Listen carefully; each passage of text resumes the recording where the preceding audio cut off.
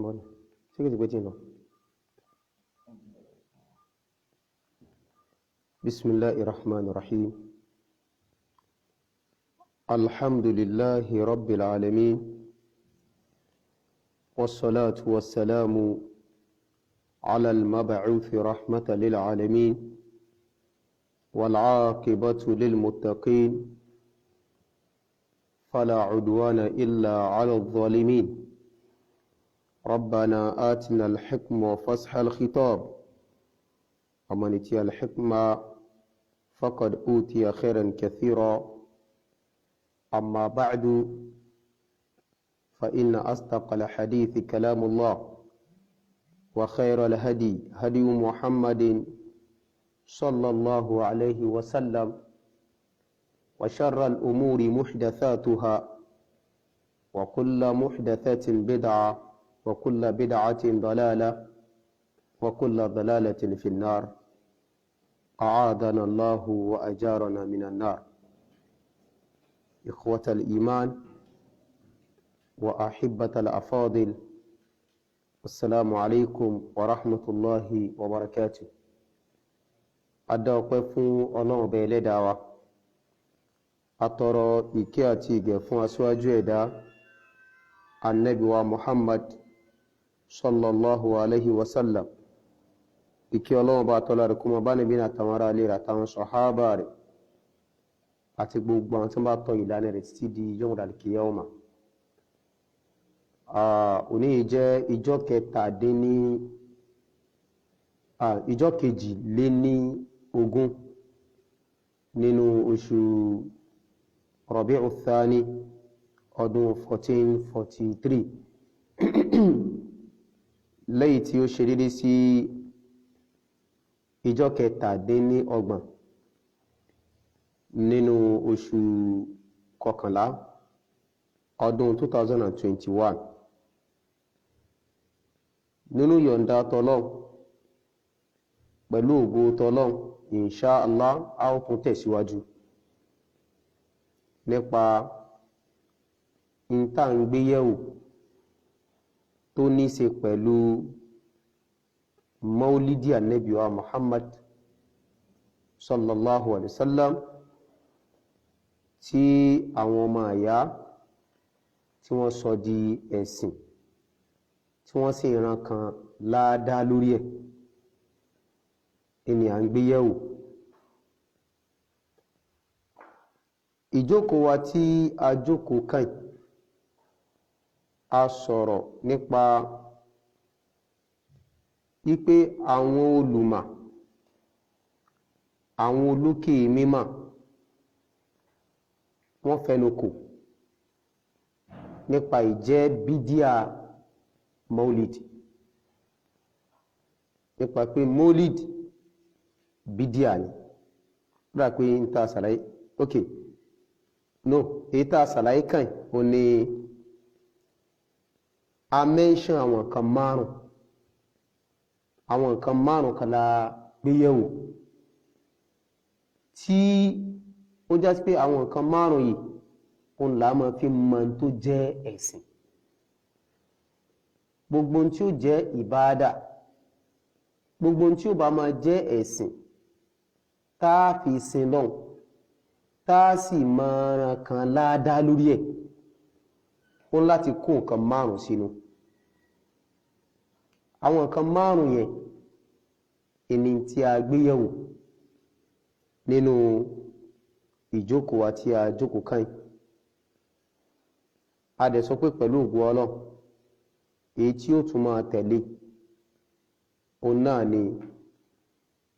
ohun ẹlẹ́ẹ̀keje, al-qa'idatul muqarrara 'inda al-usuliyyin. Qa'ida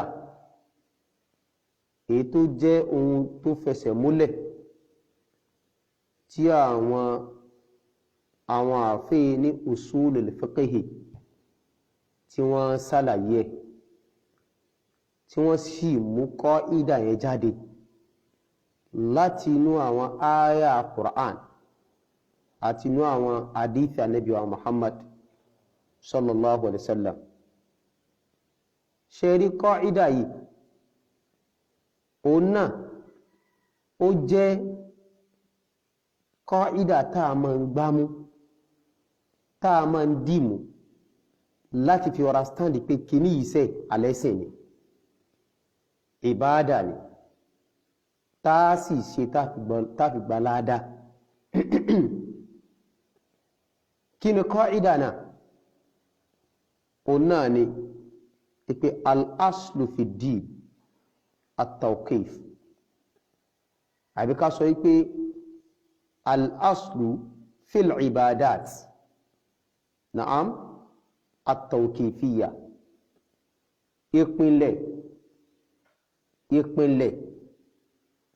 ìpínlẹ̀ ẹ̀sìn ìpínlẹ̀ ìjọsìn fọ́lọ̀ ìpínlẹ̀ rẹ̀ a kóra ń jànú ni a kóra rọ̀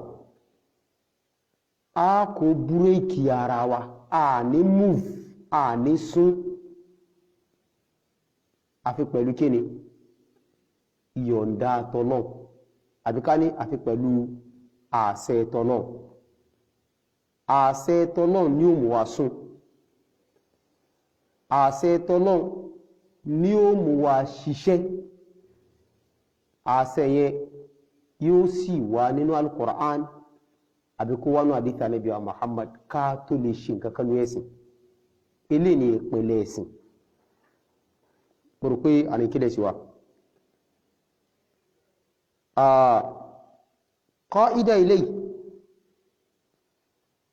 àgbéyẹ̀wò inṣáàlá. ẹlẹ́ẹ̀kejì al-aslu fil adat wal manafi' al-ibaha fala yuharamu minha illa ma harramaha Allahu wa rasuluhu. ìpínlẹ̀ àwọn nǹkan tó jẹ́ al'amari aláàdá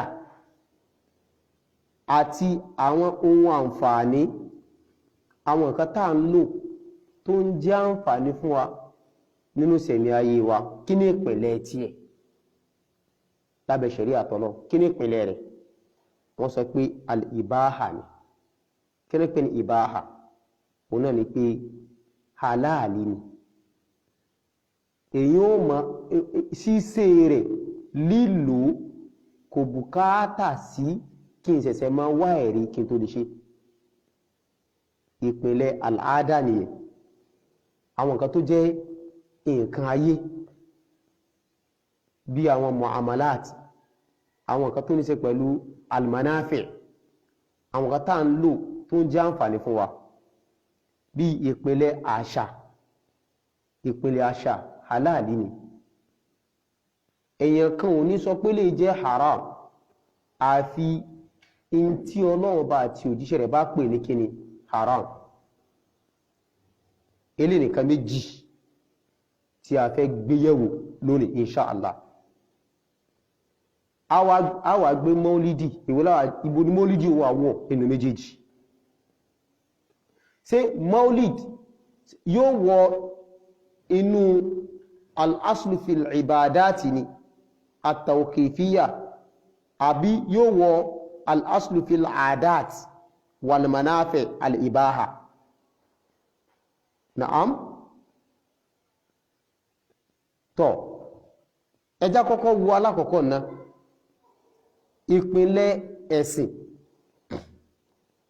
ẹ̀sìn tánàbí wá júwe tó wá ṣe ní àlàyé fẹ́mi àtẹnìkọ̀ọ̀kan wa. Naam ó ní wípé a ní ṣe àfi pẹ̀lú ẹ̀rí. Fahadhihi al-qa'ida wọ́n ní ṣe rí qaida min haythu al-ma'na wadihatun jiddan. Qaida yìí ní ojú pọ̀nà ti ìtumà in tó fojú hàn kedere ni. Wa khulasa ma'naha anna al-mukallafin la yajuzu lahum an yuqaddimu ala ibadatin min al-ibadat hatta ya'lamu anna Allah qad adhina fiha wa shara'aha lahum. Èyí ni wípé ìtumọ̀ qaida fọ́múlà ìtumọ̀ rẹ̀ ní pé ṣé rí al-mukallaf ẹni tí wọ́n gbé iṣẹ́ ẹ̀sìn bọ̀ lọ́rùn, ẹni tí ó ti bàlágà tó ní làákàì tí pèpè ìsìláàmù dé bá tó dé ti gbọ́ ẹ̀, mukallafi naam kò lẹ́tọ̀ fún kó ti ìjọsìn kan síwájú nínú àwọn ìjọsìn àti tó bá rí àrídájú pé tabbas ọlọ́run fún oníyọ̀ǹda pé kó wọ́n ṣe, ọlọ́run sì bí òfin rẹ̀ lẹ̀ kó tó lè ṣe ìjọsìn náà. li'anna Allah ta'ala torí pé ọlọ́ba tó ga jùlọ la yu'badu wọ́n ìjọsìn fún ọlọ́ọ̀bá Allah illa bima arada àfi pẹ̀lú tọ́lọ̀wọ̀n bá fẹ́. ń tọ́lọ̀wọ̀n fẹ́ ni wọ́n fi sin lọ in láti jọ́sìn fún ọlọ́ọ̀bá subhanahu wa ta'ala in tó ṣe déédé òfin tọ́lọ̀ òní tàbí sin lọ. burúkú àní kí lè ṣe wa qad thabata fi sahih ọ̀rọ̀ fẹsẹ̀ múlẹ̀ nínú sahih al-Bukhari na'am àti sahih Muslim inú hadith mama wa Aisha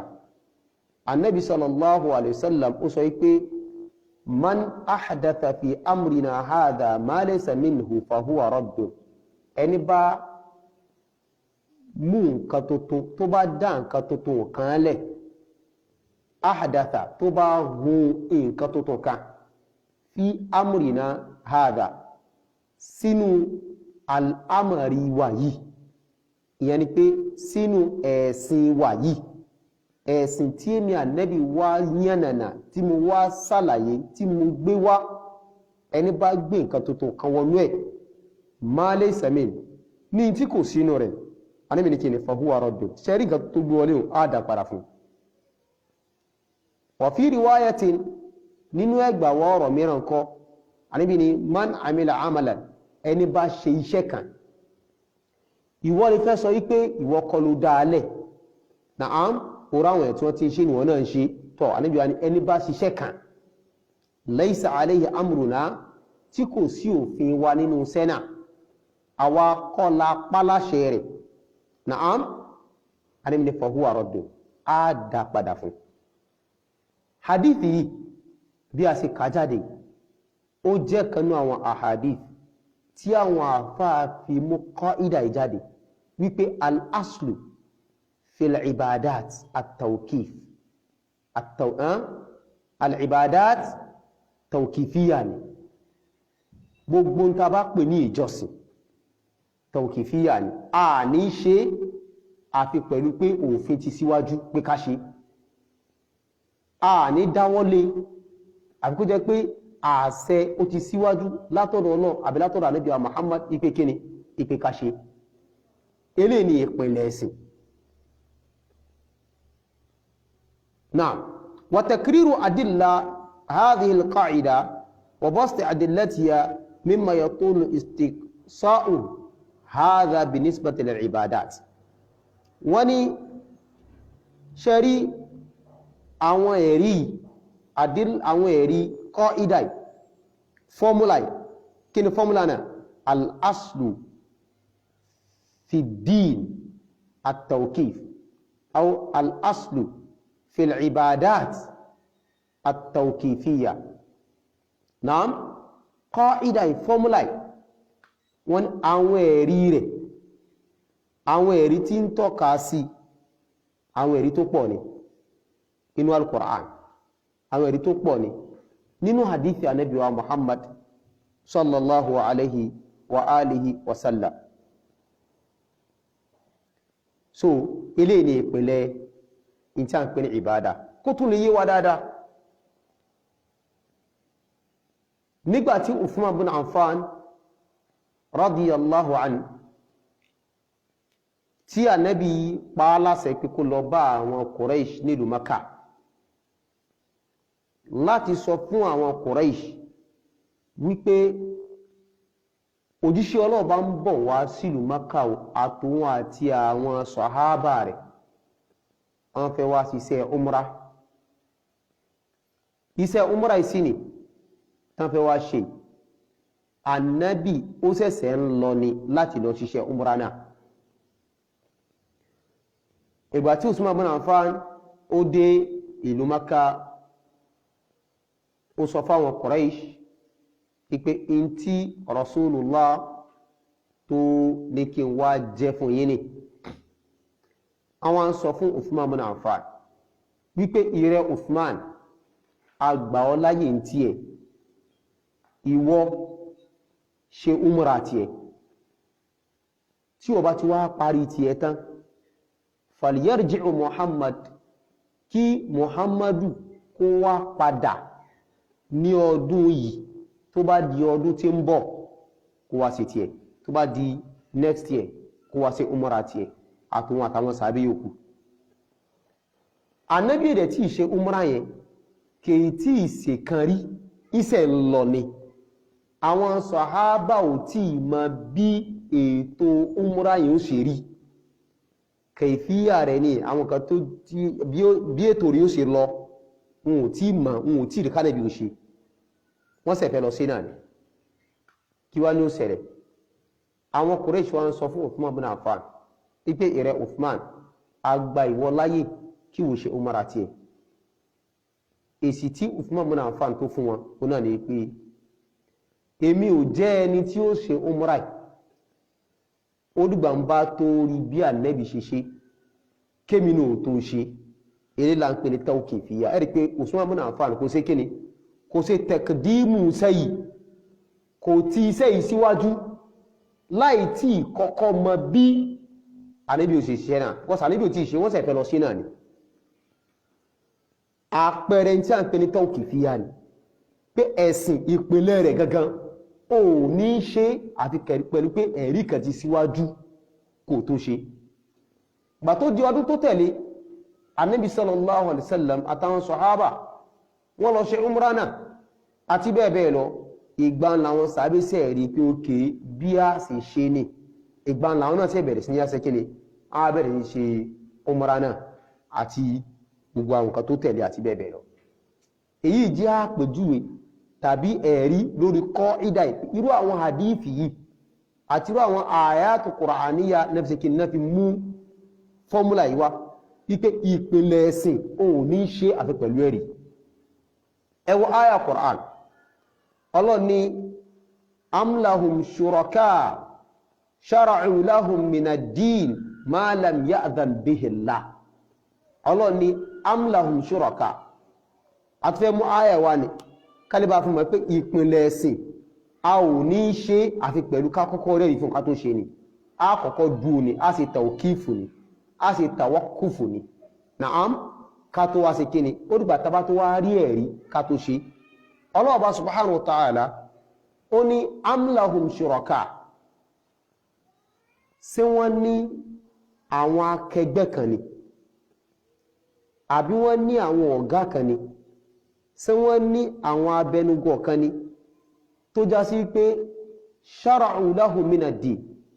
tí wọ́n ń gbé òfin kalẹ̀ fún wọn nú ẹ̀sìn tí wọ́n ń gbé òfin ẹ̀sìn kalẹ̀ fún wọn pé ẹ máa ṣe ma lam ya'dhan bihi Allah in tí Ọlọ́run bò mú yọ̀ǹda rẹ̀ wá tọ́lọ̀ bò pa àṣẹ rẹ̀ tọ́lọ̀ bò fún wa ní easy ní àti ṣe sẹ́nìkan bẹ tí ó wà sọ pé òun láyà òun sáyà gbangba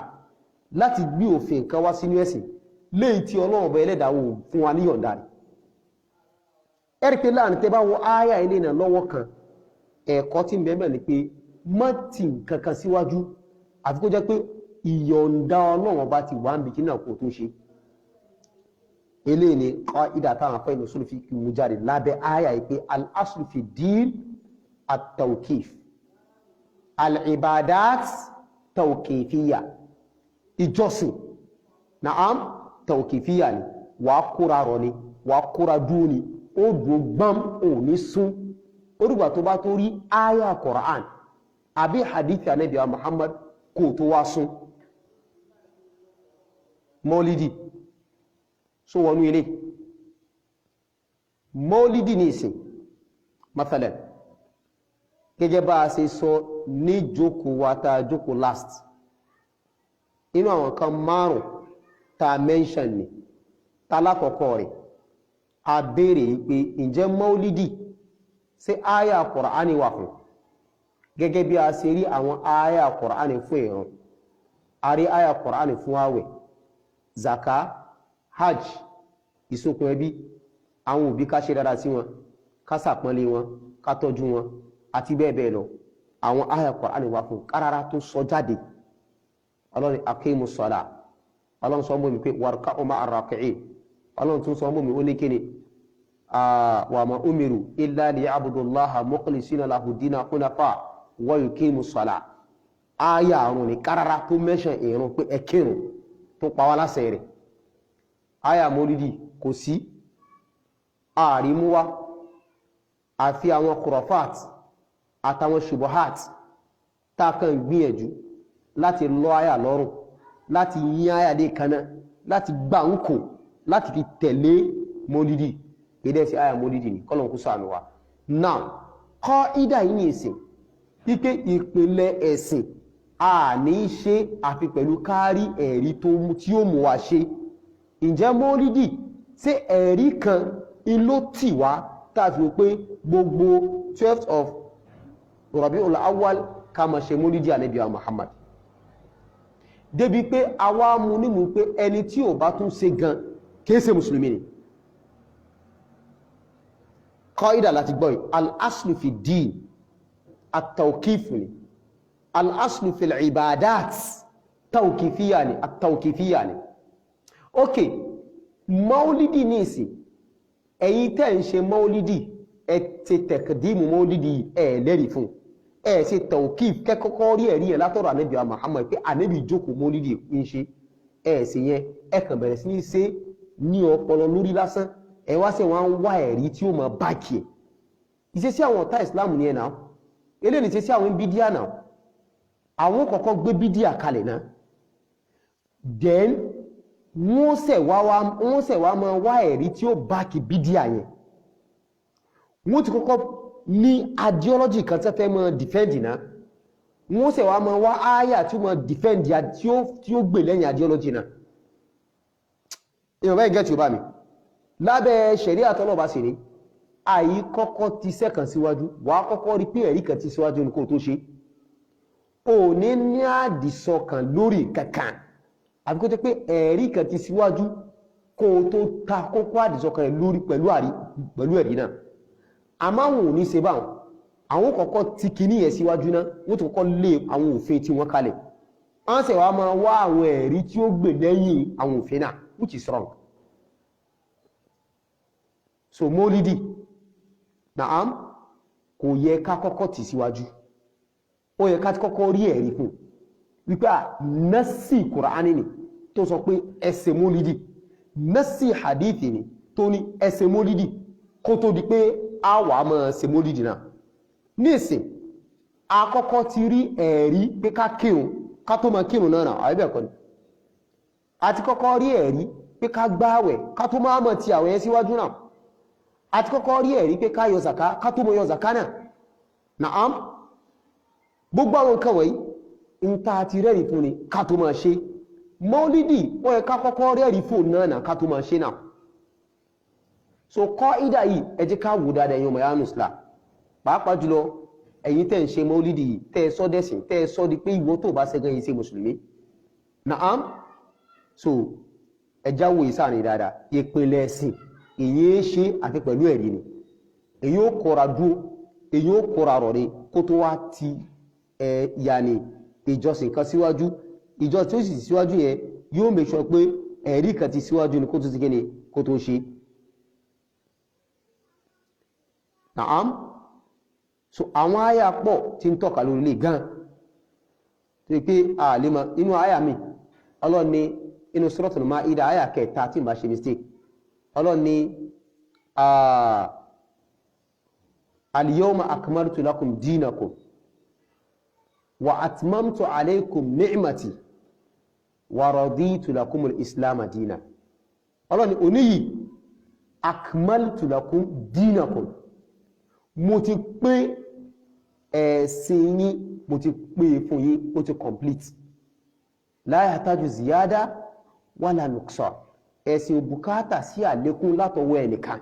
pé kíní kan ni ká fi kún kò bùkátà rẹ̀ mọ́ kò dẹ̀ bùkátà sí ká sí kíní ká yọ nǹkankan kúrò nínú rẹ̀ ọlọ́run ó ti pé náà kí ni ìṣára táàrí ń kọ́ wa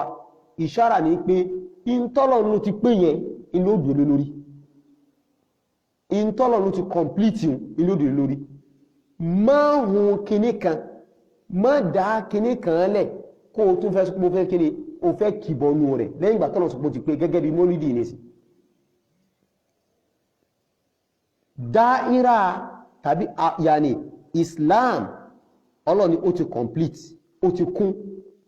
nǹkan mí ò tún lè wọlé mọ́ láti ta mo rò pé àníkílẹ̀ sí wa so elé ni qaida yìí al-aslu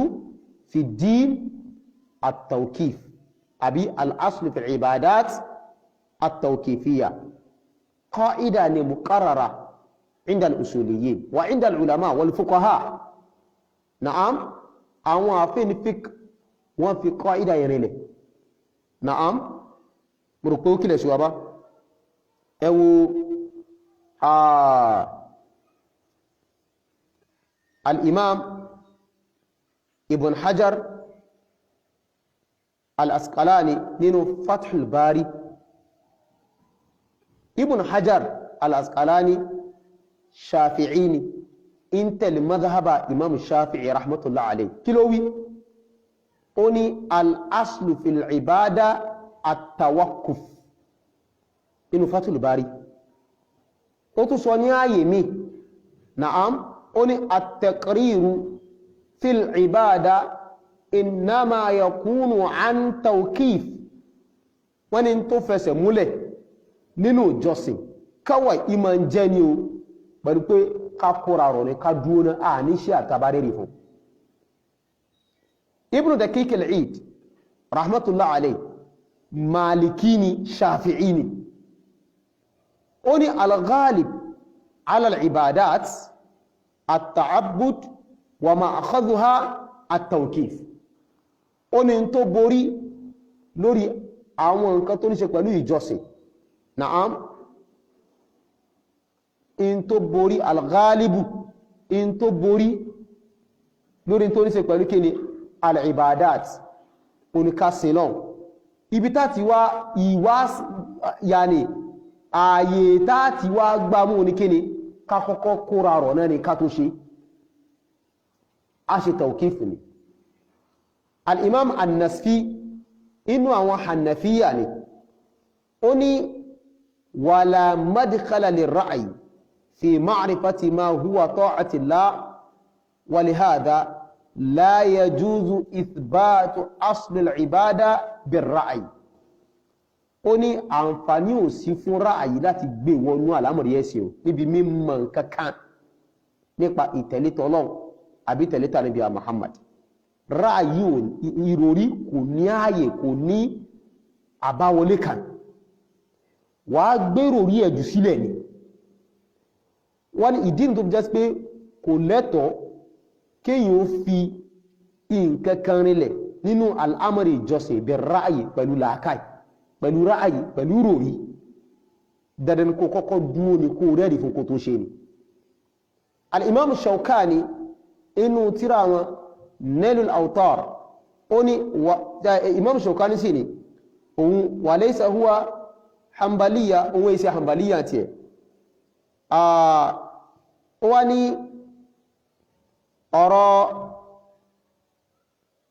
annabi sallam tàbí ọ̀rọ̀ ọ̀kan náà sọ̀hábà tó ní umiro Bilal tí wọ́n pa Bilal láṣẹ kó wà fi mu'azzim riwayat alal bina lil maf'ul ok ọ̀rọ̀ mi ni bàbá fẹ́ bọ́ sí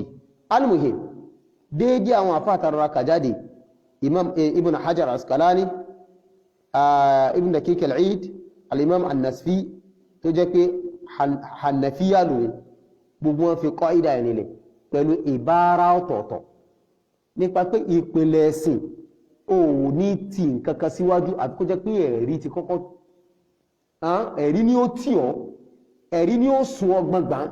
láti ṣe nǹkankan ní ẹ̀sìn bet àwọn bídíà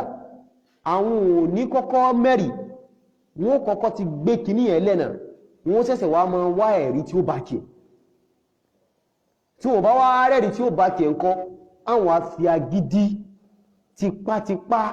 láti fi mú àyà Kùránì kó sá tẹ̀lé kíni òfin tó ti gbélé àtẹ̀sítán láwọn gbélé tán láwọn sì yẹn ilé ní fọ́múlà àwọn bídà kọlọ̀ọ̀bá kó láwọn bí aburú so alákọ̀ọ́kọ́ nù sẹ́wárẹ́lẹ̀ kejì al-aslu fi i'adat wal manafi wal ibaha wọ́n ní ìpìlẹ̀ in tó ní ṣe pẹ̀lú àlàáda àwọn àṣà na'am àtàwọn ohun àǹfààní tá ń lò tí ń ṣàǹfààní fún wa àwọn ohun èlò wa tá ń lò nínú sẹ̀mí ayé wa ìpìlẹ̀ àwọn nǹkan wọ̀nyí halali ni na'am fal aslu fiha al-hil fala yamtani'u al-mukallif fala yumtana'u al-mukallaf al-mat'um wọ́n lè hánà mukallaf ẹni tí wọ́n gbé sẹ́sìn bọ̀ lọ́rùn kúrò níbi in tí Ọlọ́run ṣe lẹ́tọ̀ fún ní jíjẹ aw mashrub in tọ́lọ́run ṣe lẹ́tọ̀ fún ní mímu aw malbus àbí tán ṣe lẹ́tọ̀ fún ní wíwọ̀ aw mu'amala minal mu'amalat àbá àwọn ìbáṣe kanú àwọn ìbáṣe illa an yakuma dalil shar'i ala al-man'i àbí tí ẹ̀rí ṣẹ̀ríà bá tọ́ka sí pé ẹ gbọ́dọ̀ ṣe now kí lágbọ́ ilé àrin ní ìsìn ṣe rí ìpínlẹ̀ àwọn nǹkan tó ní ṣe pẹ̀lú àlámọ̀rí ayé mọ́tò ni machine ni kẹ̀kẹ́ ni handset ni ìntànjẹ ni ìntànmu ìntànwọ̀ sára gbogbo àwọn ohun èlò wa tá ń lò fún sẹ̀mí ayé wa ìpínlẹ̀ àwọn nǹkan wọ̀nyí a máa ṣe lọ àbùkátà sí kásìsẹ̀ máa béèrè ẹ̀rí tó ní a ṣe ìpínlẹ̀ rẹ̀ halali ni ẹnìkan wá gbọ́dọ̀ sọ pé haramu ni àyàfi èyí tí Ọlọ́run bẹ Ẹlẹ́dàá wa bá sọ pé haramu ni ẹnìkan gbọ́dọ̀ sọ pé haramu ni àfi tí Ànábì wa Muhammad bá pè ní kíni haram eléyìí ni ìpìlẹ̀ àwọn nǹkan ayé tá ń lò a máa lò lọ ni ẹ̀rí pé Ọlọ́run bá dá àwọn dábà lóríṣiríṣi lónìí rànran gbogbo àwọn dábà tọ́lọ̀ bá dá yìí halali ni àyàfi etí ẹ̀rí bá sọ pé ẹ má dédì ilé bí ẹlẹ́dẹ̀ bí ajá naam àgbọ̀rọ̀ jẹ́lẹ́dẹ̀ àgbọ̀rọ̀ jájá àti bẹ́ẹ̀ bẹ́ẹ̀ lọ àbáwọn ẹranko tó máa ń fa nǹkan tán ní eyín kílókọ̀ rẹ̀ tó máa fi ń fa nǹkan ya nì àbí tán lè kẹ́nà tó máa fi ya ẹranko wà máa ìlà dáàlì irú àwọn ẹran yẹn irú àwọn ẹranko yẹn Ànábì jí ká mọ̀ pé àgbọ̀rọ̀ jẹ́ kẹ́tẹ́kẹ́tẹ́ ilé haramu ni àti bẹ́ẹ̀ bẹ́ẹ̀ lọ ẹ̀rí pé èyí tí a rí ẹ̀rí pé a má débẹ̀ láàní débẹ̀ bet ìpínlẹ̀ gbogbo ẹ̀ kíni halali ni àfẹ́yí tí a bá rẹ̀ pé ẹ má lò ká tó sì kíni ká tó pàtì ilé ni ìpínlẹ̀ àwọn nǹkan tó jẹ́ dábà àwọn nǹkan tó jẹ́ bí irin àwọn nǹkan tó jẹ́ bí irin tọ́lọ́run bá dá tó jẹ́ pé irin tọ́lọ́run dá tó jẹ́ látara arin yẹn wọ́n ń ṣe ọ̀pọ̀lọpọ̀ nǹkan àǹfààní à ń ṣe abọ́ látara arin wọ́n ṣe mọ́tò látara arin kẹ̀kẹ́ machine plane látara arin handset látara arin gbogbo àwọn nǹkan tá ń lò yìí naam látara arin tọ̀ ìpínlẹ̀ rí halali ni a máa fi ṣe gbogbo tó bá wù wá lọ ni àtàbá tó rẹ̀ pé ẹ má ṣe léyìí àbí ẹ má lò yìí ẹ̀rí ní wàá mú wa dútà ní ṣe tẹ̀rùpọ̀ lọ́ba subhanahu wa ta'ala ó ní laqad arsalna rusulana bil bayyinat wa anzalna ma'ahum al-kitab wal mizan liyaquma an-nasu bil qist wa anzalna al-hadida fihi ba'sun shadidun wa manafi'u lin-nas manafi'u lin-nas Allah bẹ̀rẹ̀ dáwà ó ní òun dá irin tọ́rọ̀ bá subhanahu wa ta'ala dáì ó lóun sọ irin kalẹ̀ wa anzalna al-hadida ó ní òun sọ irin yìí kalẹ̀ kí ni máa jẹ́ kí ni manafi'u lin-nas kó máa jẹ́ àǹfààní fáwọn ènìyàn ohun àǹfààní onírin ó jẹ́ fáwọn ènìyàn ẹ̀rí pé ìpínlẹ̀ rẹ̀ halali ni a máa lò lọ ó dìgbà tá bá tó wá rí ẹ̀rí kan tó bá sọ pé ẹ má ṣe tàbí ẹ má lo eléyìí o inú orin tí mo sọ kalẹ̀ èyí ní ọ̀tọ̀ a máa jẹ́ èèwọ̀ àmọ́ pínlẹ̀ gangan ohun òbùkátà tí káìsẹ̀ máa wá ẹ̀rí ká tó lò kò nídìí káìsẹ̀ máa wá ẹ̀rí fún ká tó lò àwọn nǹkan ayé nìyẹn àwọn nǹkan tó jẹ́ pé àṣà ìpìlẹ̀ àṣà àmọ́ ṣe lọ ẹ wo àwọn ẹ̀wù tá ń wọ̀ àwọn ẹ̀wù tá ń wọ̀ Ọlọ́ọ̀bá subhanahu wa ta'ala ó jẹ́ ká mọ̀ pé ó ní ẹ̀yin ọmọ ẹ̀dá Ádámà qad anzalna ní ti pàápàá àwọn Ọlọ́ọ̀bá àti sọ̀rọ̀ kalẹ̀ fún yóò kíni libas aṣọ tẹ́ máa wọ̀ in tẹ́ máa fi sí aṣọ òwú tútù tẹ́ fi ń sasọ Ọlọ́ọ̀ni àwa la sọ kalẹ̀ a máa lo òwú tútù láti sí aṣọ tó bá wù wá àti bẹ́ẹ̀ bẹ́ẹ̀ lọ náà ìpìlẹ̀ rẹ̀ ní halali kò ó bùkátà sí ẹ̀rí pé orúgbà tí bá tó rẹ́rí o pé kí n lò kí n tó lò rárá wọ́n tú ọlẹ̀ máa lò lọ ni torí pé nǹkan ayé ni kì í ṣẹ̀sìn ni kì í ṣẹ̀sìn ni so ilé ni qaida ẹlẹ́kejì pé al-aslu fil adat wal manafi' al-ibaha ìpìlẹ̀ àṣà àtàwọn nǹkan tó jẹ́ nǹkan àǹfààní ìpìlẹ̀ rẹ̀ a máa lò lọ halali ni ẹ̀tọ́ ni a máa lò lọ orúgbà tá bá tó rí ẹ̀rí pé ẹ máa lò lè ká tó filẹ̀ rẹ̀ Ọlọ́run fi sọ fún anu Suratul Baqara pé huwa alladhi khalaqa lakum ma fil ardi jami'an thumma istawa ila as-sama' fasawwahunna sab'a samawat wa huwa bikulli shay'in alim Ọlọ́run bá ní huwa alladhi khalaqa lakum Ọlọ́run Ọlọ́run bá òun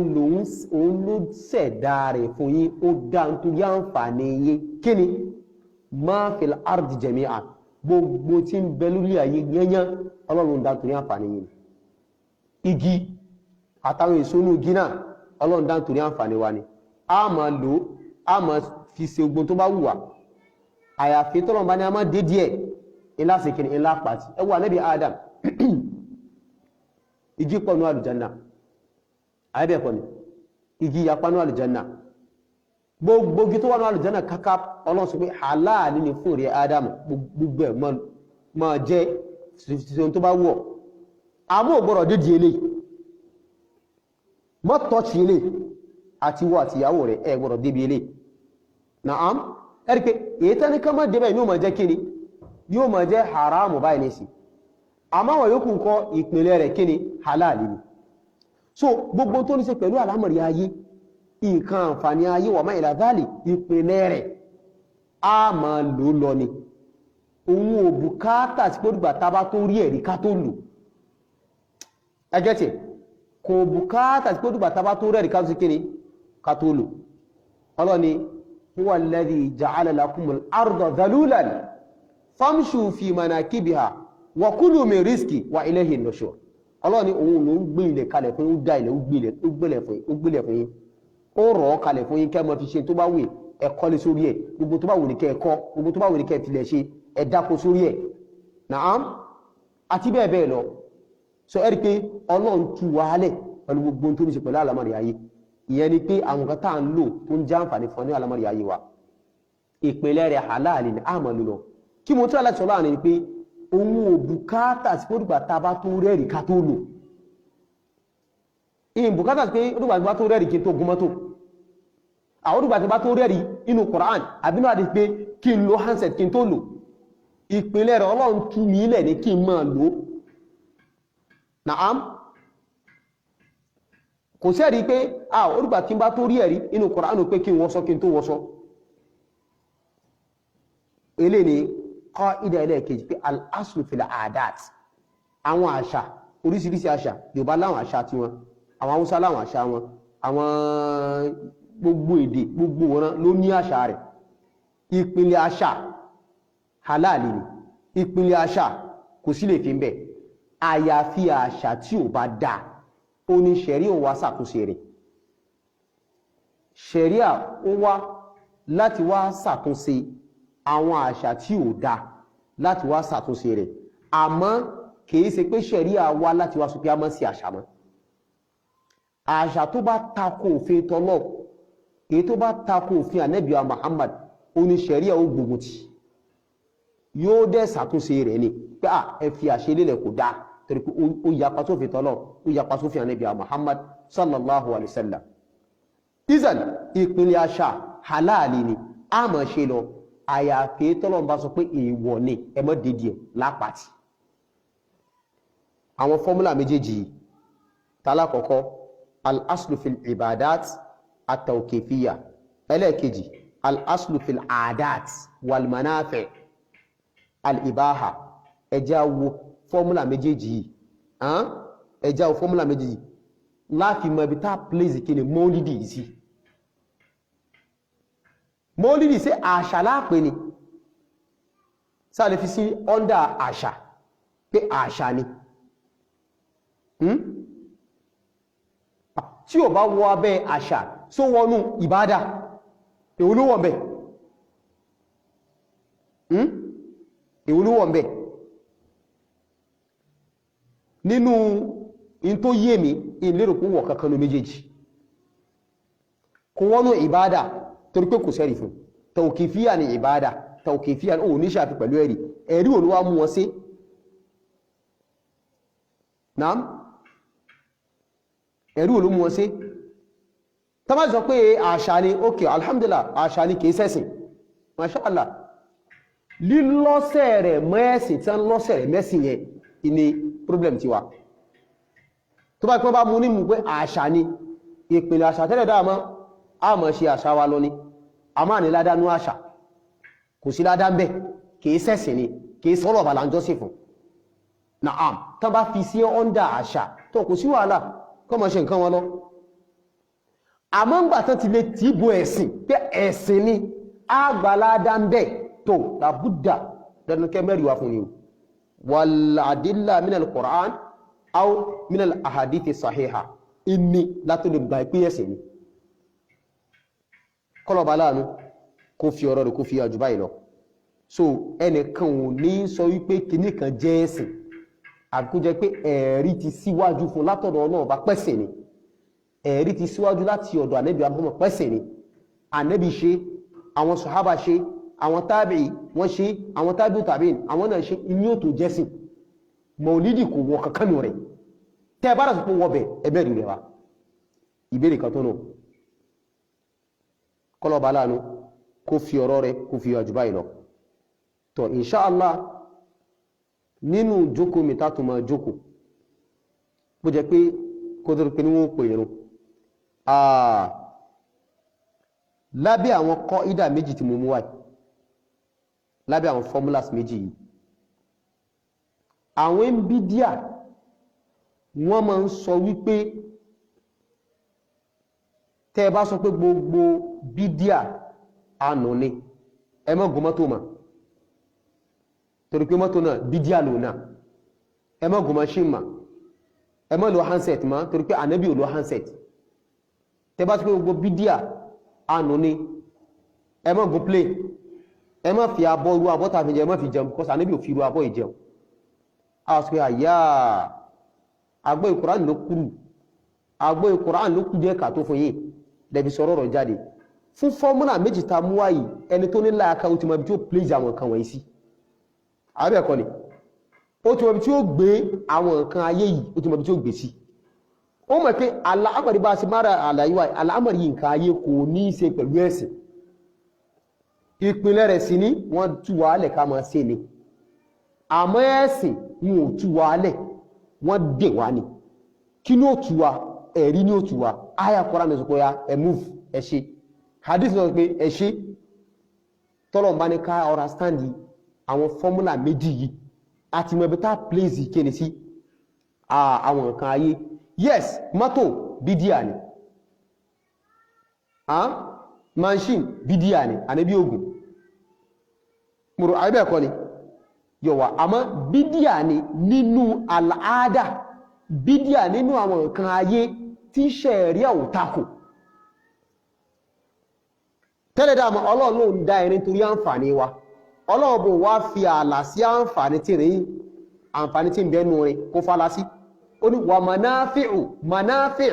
lọ́lọ́run pé rin ìgbà tó ti pè ní manáfíù even gbogbo tó bá wù má fi kiri má fi rin sí kódà kó mọ́ sí lásìkò ànábì Muhammad bí mọ́tò tí ò sí lásìkò ànábì Muhammad ní sí bí machine tí ò sí lásìkò rẹ̀ bí irú àwọn handset tí mọ́tẹ́lẹ̀ náà kò sí lásìkò náà àmọ́ kí ni wọ́n fi ṣe kí ni wọ́n fi ṣe gbogbo àwọn kan wọ̀nyí ebi rin ni Ọlọ́run òun sọ ní kalẹ̀ kó máa jẹ́ manafi'u linnas nítorí sọ ní suratul hadid súra àárín Ọlọ́run wá sọ pé irin yìí o ìntẹ́ fi ṣe ni ìntí ó kàn fi ṣe lásìkò àníbì nìkan ìlà pàálà rẹ̀ sí Ọlọ́run sọba ó tú wà lẹ̀ ni sẹ́ńtúrì tiwa yìí ó láwọn kankan tí àwọn èèbó àwọn tọ́lọ̀ ń fún ní ọpọlọ technology tí wọ́n ti dictate pé káwọn fẹ̀rẹ̀ ṣe pé bóyá sẹ́ńtúrì tí ń bọ̀ wọ́n tó fẹ̀rẹ̀ ṣe tí ò ṣe lásìkò tiwa yìí manafi'u tọ́lọ̀ ń pè ń lọ ní hatta taquma sa'a so ẹni tó nílà ká ní tí ó ti mọ ibi tó plézi àwọn nǹkan tó jẹ́ àlámọ̀rí ayé yìí ó ti mọ ibi tó gbé sí ọ́ndà báábì ìbáhà ni Ọlọ́run ni huwa alladhi khalaqa lakum ma fil ardi jami'an gbogbo tí ń bẹ nílé Ọlọ́run ni mo dá nítorí àǹfààní yìí ni ẹ mọ́ lókè mọ́ ibi sàǹfààní àmọ́ ẹ̀sìn ẹ̀ tó bẹ́ẹ̀ kẹ́ gbé nǹkan kan wọnú ẹ̀sìn yìí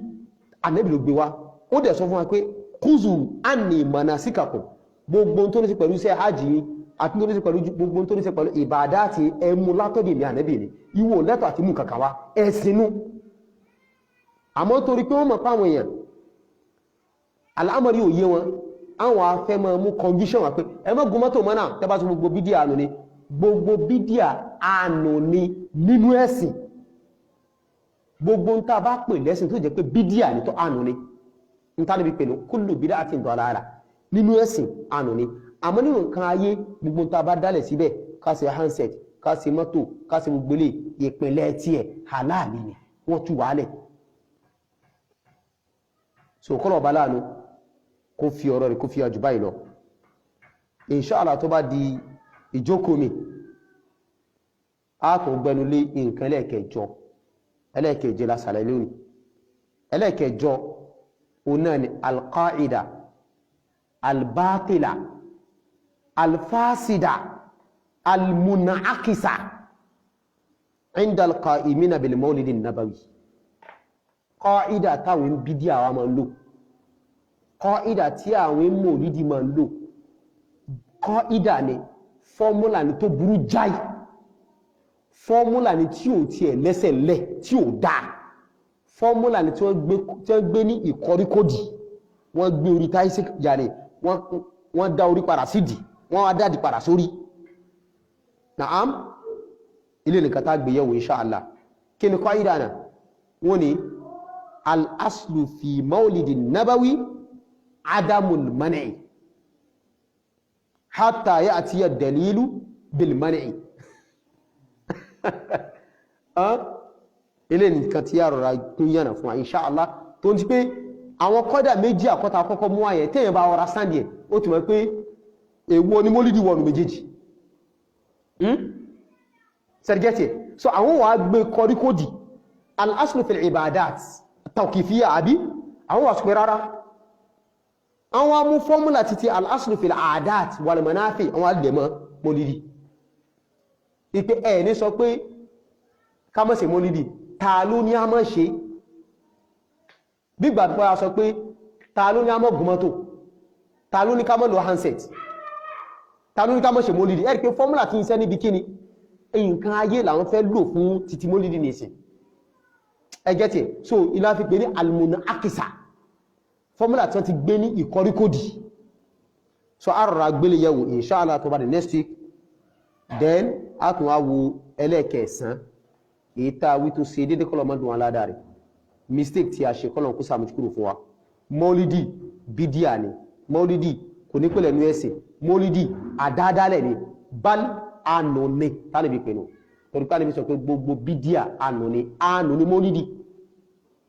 ìfẹ́ ànábì ọ̀tọ̀ ká nífẹ́ ànábì ọ̀tọ̀ ká wá dá mọ́lídì lẹ́nu torí ìfẹ́ ànábì ọ̀tọ̀ mọ́lídì gàgàgàgà fọ́ra ara rẹ̀ kìí sẹ̀sẹ̀ ni tàbá fẹ́ nífẹ́ ànábì kìí sí rẹ̀ kó jẹ́ pé pẹ̀lú mọ́lídì ẹ̀yọ́ mọ́lídì kò bẹ́ẹ̀ nífẹ́ ànábì báwọn sọ àbíṣe nífẹ́ ànábì ilé ìlẹ̀sìn àmọ́ ká wá kírètì mọ́lídì torí ìfẹ́ rẹ̀ bídíà lélẹ̀ kò sí dọ́gbọ́n sí àdádálẹ̀ ní ànú ni kò sí ládá tẹ́yìn gbàmẹ́ ẹ̀sẹ̀ wọ́n tún gbàmẹ́ torí pé èyí ya pa ìlànà Ànábì Muhammad sallallahu alayhi wa sallam àwọn tó wọ́n sọ pé ẹni tí ò bá ṣe mọ́lídì o kìí ṣe mùsùlùmí ni tọ́ ọlọ́run kó ṣàánú wa ní táwa sáàmọ̀ pé mùsùlùmí lẹni tí ń ṣe tó nípìnlẹ̀ látọ̀dọ̀ Ànábì Muhammad mọ́lídì kò nípìnlẹ̀ látọ̀dọ̀ Ànábì Muhammad àwa àwòta ni mùsùlùmí àwọn méjèèjì ní sí ọlọ́ba aláàánú kó ṣàánú wa èyí tá a tún ṣe déédéé kọ́lọ̀ mọ́ dùn aládàá rẹ̀ mistake tí a ṣe kọ́lọ̀ ń sàmì kúrò fún wa subhanakallahumma hamdik ashhadu an la ilaha illa anta astaghfiruka wa atubu ilayk.